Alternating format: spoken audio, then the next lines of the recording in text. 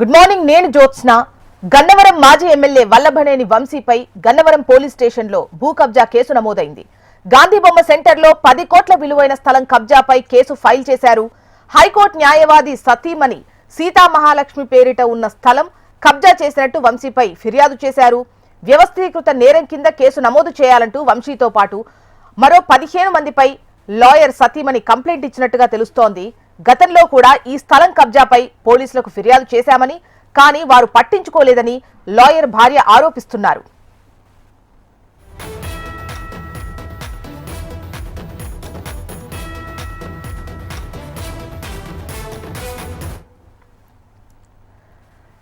గన్నవరం మాజీ MLA Vallabhaneni వంశీపై Gannavaram police స్టేషన్లో భూ కబ్జా కేసు నమోదైంది.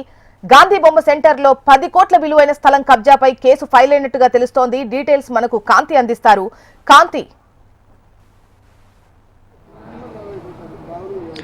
జ్యోత్స్న, గన్నవరం మాజీ ఎమ్మెల్యే వల్లభనేని వంశీ ఆల్రెడీ ప్రస్తుతం రిమాండ్ ఖైదీగా జైల్లో ఉన్నారు. సత్యవర్ధన్ కిడ్నాప్ కేసులో ఆయన రిమాండ్ను కూడా పొడిగిస్తూ SC/ST అట్రాసిటీ కేసు న్యాయమూర్తి హిమబిందు కాసేపటి క్రితం రిమాండ్ పొడిగించినట్లుగా తెలిపారు. అయితే మరొక కేసు గన్నవరం పోలీస్ స్టేషన్ పరిధిలో వంశీ పైన మరొక కేసు నమోదైంది. భూ కబ్జాలకు సంబంధించి అనేక ఆరోపణలు గతంలో ఎదుర్కొన్నటువంటి ఎమ్మెల్యే వంశీ పైన ఈరోజు తాజాగా మరొక కేసు నమోదైంది. గాంధీబొమ్మ సెంటర్లో 10 కోట్ల విలువైన భూమిని కబ్జా చేశారు అంటూ హైకోర్టు న్యాయమూర్తి సతీమణి ఈ కేసుని నమోదు చేయడం జరిగింది. ఆయనతో పాటు వంశీతో పాటుగా మరొక 10 మంది పైన కూడా కేసు నమోదు చేసింది.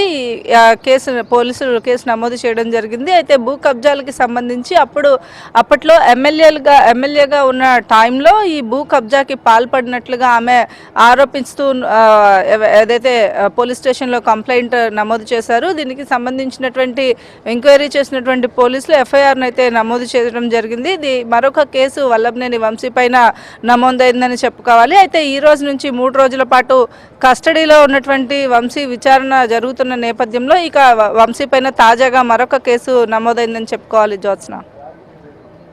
రైట్ కాంతి.